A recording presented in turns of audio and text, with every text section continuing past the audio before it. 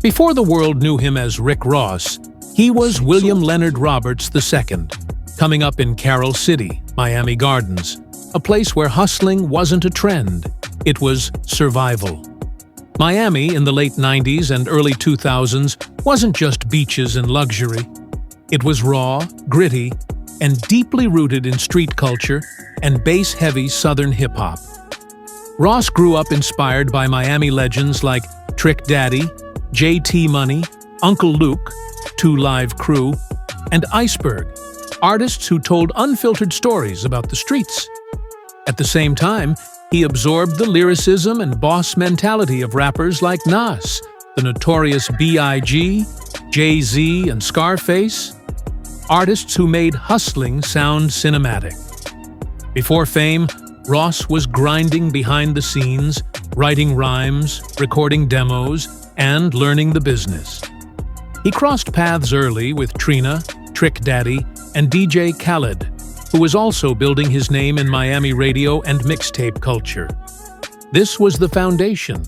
No luxury yet, just ambition, hunger, and Miami heat.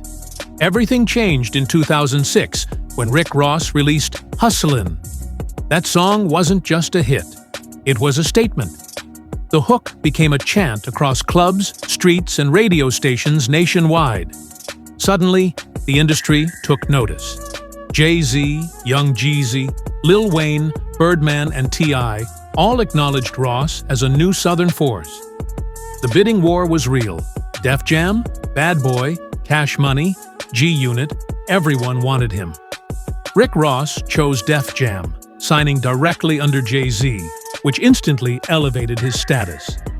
His debut album, Port of Miami, debuted at number 1, placing him alongside artists like Nas, 50 Cent, Kanye West, and The Game in mainstream rap conversations. He wasn't just rapping, he was branding himself as a boss. With success came pressure. Ross entered an era where hip-hop was competitive and unforgiving.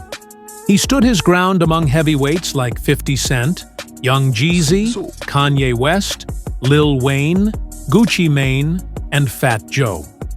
While controversies swirled, Ross focused on music, collaborating with Jay-Z, Nas, Drake, Lil Wayne, T-Pain, Plies, Briscoe, and DJ Khaled, becoming a staple of Southern dominance.